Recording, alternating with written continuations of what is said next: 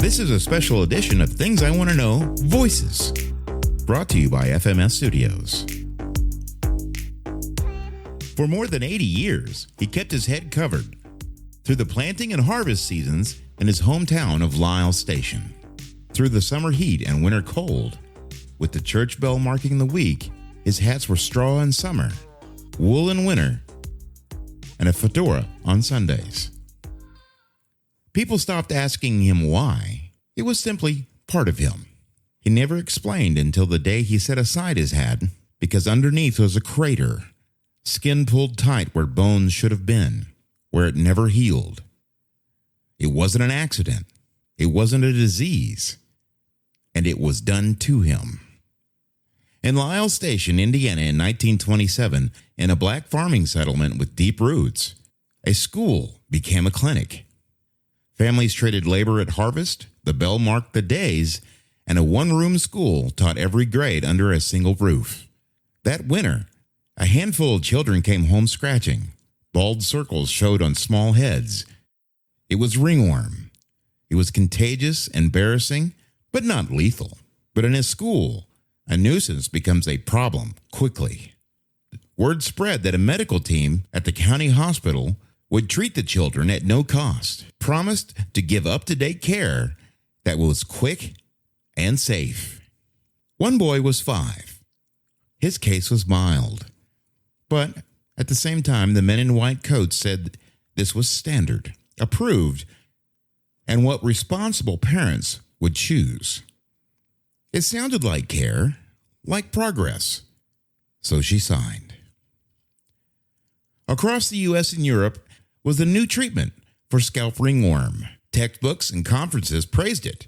No scalp scraping, no caustic chemicals, no weeks of bandages. Removing the infected hair at the follicle and the fungus wouldn't survive. That was the logic. The method came out of the early 1900s dermatology, shaped by French researcher Raymond Saboureau and others. Even then, the literature cautioned dosing must be precise, and protective measures matter. Too much exposure burns, scars, and damages tissue. Too little doesn't work. Accuracy depended on the operator, the machine, the clock, training, and the pressure to move kids through quickly. 10 children were called from their desks and taken by the school bus to the county hospital. In a small room, the team set up a temporary clinic. An X-ray machine dominated one wall. Steel frame, articulated arm, a head that swung into place above each child. They fitted a small cap to position the head, and the machine hummed. Settings clicked. The air smelled of ozone. A few children felt heat on their scalps, and they were told that meant it was working. When it was over, the class returned to reading and arithmetic, and parents were told the infection had been handled, at least for now. Days later, the first signs appeared. The burning, hair coming out in handfuls. Blisters rose, broke, and scabbed. The smell of burnt hair and raw skin followed the children home for days. Most of the group healed over the months. Patches of their hair returned. But one boy did not. His wounds didn't close. His mother went looking for help, and the visiting team never came back. The local doctor could dress the burns, but not reverse them. 10 children treated. 1 child not healing. The team gone, and the mother alone. Eventually, the skin stopped getting worse, but underneath the bone was breaking down. Sections of his skull collapsed and didn't return. His mother tried what she could, ointments, careful wrapping, keeping him out of the sun, but there was no home remedy for missing bone. She told him to keep his head covered, and he did, and that hat became his shield. As he grew into adulthood, he worked steady jobs, sat in the same pew every Sunday.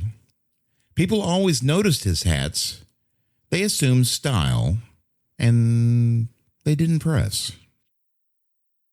In the records, though, the 1927 session appears as treatment. In the home, it meant aftercare that never arrived. In the journals, it was X-ray epilation, a modern public health procedure for schools. Textbooks of the day, they all said, to remove infected hair at the follicle, you will stop the contagion. Efficient for classrooms, safe in theory. But in the early mid-20th century, public health favored mass solutions, and this fit that mindset. A fast, so-called hygienic approach to stigmatized infections. It was cheaper and logistically cheaper than weeks of treatments or supervised hair removal. They minimized the risks, or just didn't understand them, and the benefits were oversold. And the settings chosen were often ones with the least power to say no.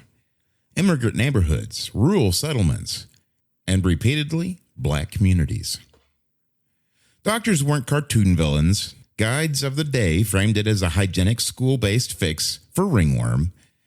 Most believed they were delivering modern care, and they had the journal articles and conference papers and case counts that looked like success.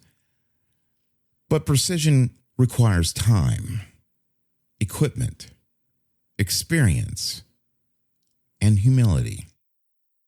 Schoolrooms are not radiological suites, moving quickly through a row of children with limited protection, imperfect machines, and human clocks turns standard into dangerous. The boy's mother kept going. She changed dressings, washed and rewrapped them, bought hats, hid the fear on her face. And the boy learned to make himself small in photographs, tipping the brim just low enough at work and at church and at home, with the hat making the world easier to face. And he wasn't alone in carrying something from that room. Other children had permanent scarring, patchy alopecia, lumps that needed cutting out later. They grew up too. They moved, married, worked, worshipped.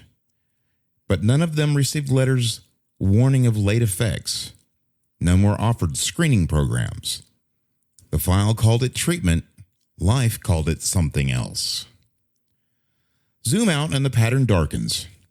The schoolroom, 10 children, one city, many across continents, tens of thousands. From the 1910s to the 1960s, X-ray treatment for ringworm became routine in many countries. It was public health fashion, fast, cheap, scalable, that left a long trail of harm with thyroid disease, cataracts, tumors, cranial and brain injuries. In New York City, thousands of children were treated. In Israel in the 1950s, North Africa, and Middle Eastern Jewish children were subject to mass irradiation. In 1994, a law established compensation and follow-up. But here, the phone never rang. Not once. The same logic repeated: speed over caution, logistics over consent, modernity as a shield. Lyle Station wasn't an exception. It was another entry in the log. A black farming town offered a service at school, a one-day intervention delivered by authority. The cost, as usual, was carried by the people with the least leverage to fight it. There was never a day when the missing bone came back. No letter ever said, "We made a mistake," to the man who wore a hat and a community that learned to see it as part of him. Later in life, he agreed to be on camera. He took off the hat, and the room went quiet. A cavity in his skull where a child's future could have been. His name was Vertus Wellborn Hardiman. He was 5 years old when a hospital x-ray machine took a piece of his head. He lived with it for 80 years, every day. It isn't a mystery. It's the record. A 1927 school treatment in a black community. 10 children in a line. A medical fashion that promised modernity and delivered a lifetime of harm. The hat didn't hide the truth. It just told you where to look. From planting to harvest, the season kept moving. Modern medicine promising speed. Yet he paid for it forever.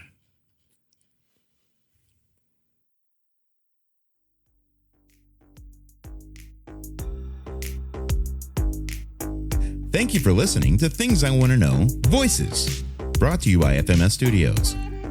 If you enjoyed this episode or have questions, feel free to email us. If you want to complain about it, hey, we can handle that too.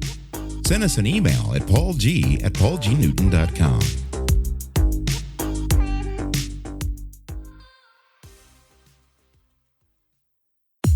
Thank you for listening to Things I Want to Know. You want these stories, and we want to bring them to you. So hit the support link and keep this circus and the mics alive.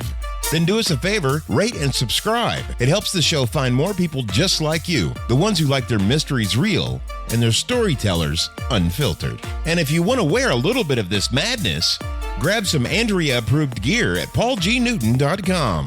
We make these things for you because it matters, and you're the kind who knows the difference.